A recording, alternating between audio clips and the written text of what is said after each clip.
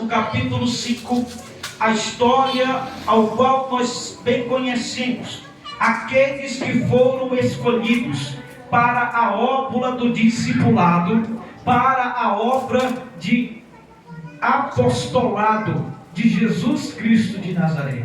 A Bíblia diz que Jesus, ele vai escolher os seus discípulos, mas ele não vai até o templo, ele não vai buscar os doutores, ele não vai buscar os formados, ele não vai buscar os conhecedores, mas ele vai buscar pessoas que têm no seu coração o desejo e a fidelidade de servir a Jesus. Será que se Jesus vier aqui, ele vai encontrar alguém que está disposto a segui-lo, alguém que está disposto a viver a verdade do Evangelho? Será que se Jesus viesse aqui na cidade de Barreiras, e mais precisamente no bairro Vila Brasil, nessa rua, o Espírito Santo, será que se ele viesse aqui, ele encontraria um coração disposto a seguir, disposto a obedecer, disposto a se entregar a Deus? Será que ele pode te encontrar nesta noite?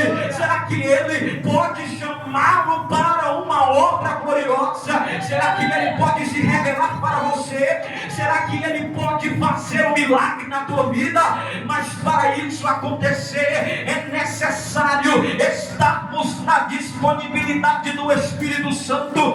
Quando a Bíblia diz que Jesus está a pregar à beira do lago de Genezaré, também é conhecido como lago de Tiberiades e também como mar da Galileia. Neste lugar, Jesus pregava a palavra e a mensagem dele era essa: arrependei-vos, porque já é chegado o reino de Deus. Ou seja, Jesus pregava o arrependimento, Jesus pregava o reino de Deus. O Evangelho não é religião, o Evangelho é o reino, e quando o reino vem, tudo muda, e quando o reino desce, algo acontece. Entenda algo nesta noite: reino tem rei, reino tem profeta, reino tem príncipe, reino tem princesa, reino tem servo, reino tem soldado, reino tem lei. E ele veio para dizer: eu estou chegando aí, enviando o reino está chegando aqui.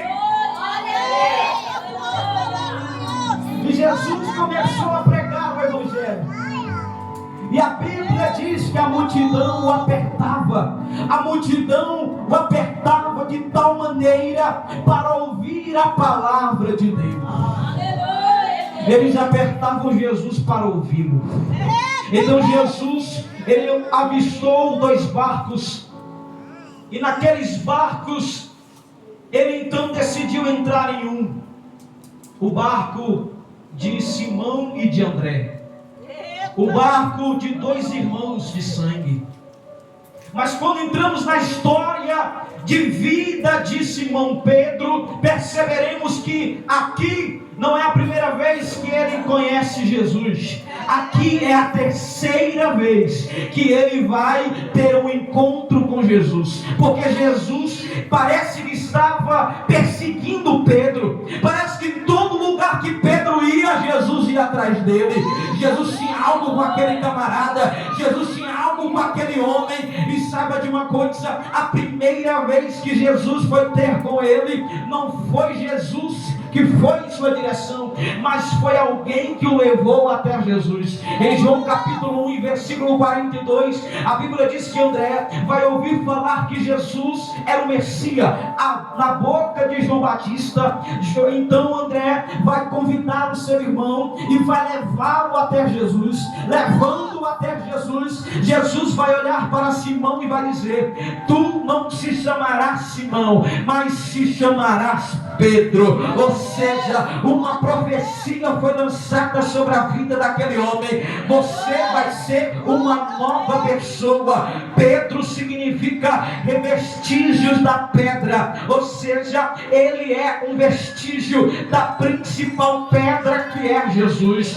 Então Pedro recebe uma promessa: promessa, recebe uma profecia sobre a sua vida, mas para que a promessa se cumprisse, era necessário que Jesus fizesse a condição estabelecida. A Bíblia diz que pela segunda vez Jesus vai ter com Pedro, agora na cidade de Cafarnaum. A Bíblia diz que a sogra de Pedro vai ficar doente e Jesus vai à casa de Pedro. Estando Jesus na casa desse homem, ele vai ver que a sogra está doente e não pode o servir. Então Jesus impõe as mãos sobre a mulher e a febre vai deixá-la, a doença vai embora e agora a mulher vai voltar a servir, vai ser curada. Mas sabe de uma coisa? Tem gente que só não está servindo por causa do problema. Tem gente que não está fazendo a obra porque diz assim: eu não posso por causa disso, porque daquilo. E Jesus está dizendo: se o problema é um impedimento, eu vou tirar hoje da tua vida. Se o problema está sendo impedimento de você me servir, eu vou arrancar ele hoje, porque hoje tem milagre na casa, hoje tem milagre no recinto. Ele está aqui para tirar o problema e pôr a solução na tua vida. Pedro, ele recebe uma promessa no primeiro encontro, mas não se converte. Ele vê a sua sogra curada no segundo encontro, mas não se converte. E no terceiro encontro, Pedro vai ver Jesus, ele operar um milagre diante dos teus olhos. O texto a qual nós lemos é bem claro ao nos dizer que Jesus estava ali no barco de Pedro e ele usou o barco como um altar de pregação. Ele começou a pregar a palavra de Deus dentro daquele barco, porque Pedro deu legalidade a Jesus. Abriu a porta, Jesus ele entra. Mas se fechar a porta, Jesus não entra. Sabe o que é isso? Se você estiver aberto, Jesus vai fazer morada. Mas se você se fechar para as coisas de Deus, Jesus não entra. E a Bíblia diz que ele deixou Jesus adentrar. Jesus foi, pregou a palavra, e agora Jesus tem uma palavra não para a multidão mais, mas para a vida de Pedro, daquele que abriu a porta, daquele que lhe deu permissão para entrar no seu barco. Ou seja, Jesus olha para Simão e diz a palavra de Deus, que ele fala atentamente dizendo: Simão, lança-te ao mar alto. Ou seja, porque a palavra de Deus era uma autoridade sobre a vida daquele pescador, sobre a vida daquele homem. Lança-te ao mar alto. Então Pedro, com a sua mente humana, vai entender que a capacidade que ele possuía não estava ajudando o projeto de Deus. Ele vai então dizer para Jesus: mas mestre, a noite toda nós tentamos, eu trabalhei a noite toda, eu tentei a noite toda, mas me frustrei. E o salmista disse: o choro pode até durar uma noite, mas a alegria vem pela manhã. Enquanto você está chorando, porque noite nos faz lembrar sobre trevas, noite nos lembra sobre adversidade, porque é na noite, quando o sol se põe, é que as trevas reinam. Mas durante a manhã é Jesus dizendo: o sol da justiça vai brilhar na tua vida. O sol da justiça está chegando na tua casa, no meio da tua família, no meio do teu lar. Enquanto Jesus dizia para Pedro: Pedro, lança-te ao mar alto. Pedro estava colocando impedimentos, mas eu tentei e não consegui. Eu tentei e não obtive êxitos na minha tentativa. Mas Jesus estava dando uma palavra e ele disse assim: mas sobre a tua palavra eu lançarei a minha rede. Quem é que pretende lançar a corrente sobre a palavra de Deus? Sobre a palavra de Deus, sobre a palavra de Deus.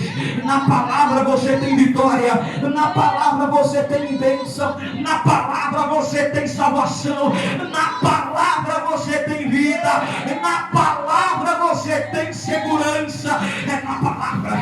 Quantos aqui vieram ser cheios do Espírito Santo? Quantos aqui vieram buscar a palavra de Deus? Porque esta palavra traz luz para a nossa vida.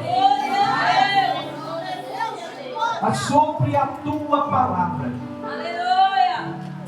Pedro, quando ele vê Jesus, ele diz: mestre.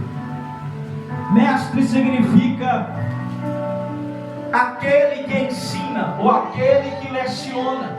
Mestre ou rabi é aquele que ensina a palavra de Deus.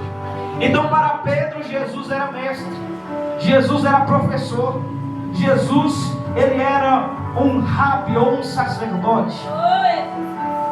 Mas Jesus era muito mais do que um professor. E ele não sabia disso. Porque para ele, pastor Erasmo, para Pedro, Jesus era apenas alguém que pregava a palavra. Mas Jesus era muito mais do que um mero pregador. Jesus é mais do que um curandeiro. Jesus é mais do que alguém que tem bênção para a tua vida. Ele tem algo maior para você. Ele não quer somente colocar em ordem aquilo que está na bagunça, mas ele quer dar salvação àqueles que estão perdidos.